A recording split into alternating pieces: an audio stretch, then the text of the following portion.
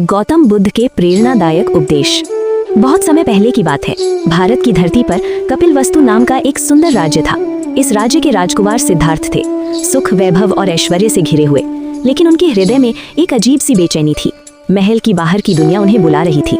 एक दिन उन्होंने 4 दृश्य देखे, एक बूढ़ा व्यक्ति, एक बीमार व्यक्ति, एक मृत शरीर और एक सन्यासी।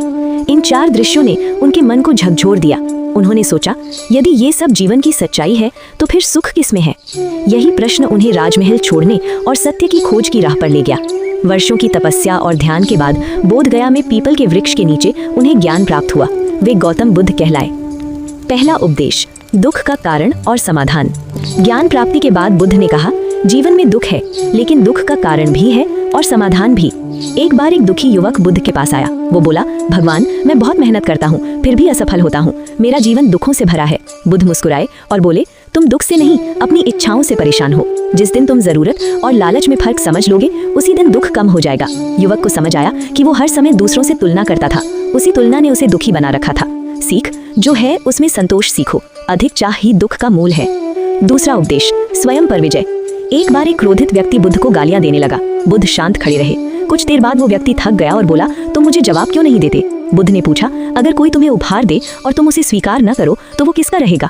व्यक्ति बोला, उसी का जिसने दिया। बुद्ध बोले, ठीक वैसे ही तुम्हारा क्रोध मैंने स्वीकार नहीं किया, इसलिए वो तुम्हारे पास ही रह गया। सीख, दूसरों को जीतना आसान है, खुद को जीतना सबसे बड़ी जीत है। तीसरा उपदेश, अपने बीते कल को सोचकर दुखी रहता हूँ और आने वाले कल से डरता हूँ, शांति कैसे मिले? बुद्ध ने कहा, बीता हुआ लौटता नहीं और भविष्य अभी आया नहीं। तुम दोनों के बीच जो पल है वही जीवन है। उन्होंने जमीन पर बहते पानी की ओर इशारा करते हुए कहा, जो पानी बह गया वो अतीत है, जो आने वाला है वो भविष्य है, जो सामने बह रहा है वही वर्तमान, उसी में जियो।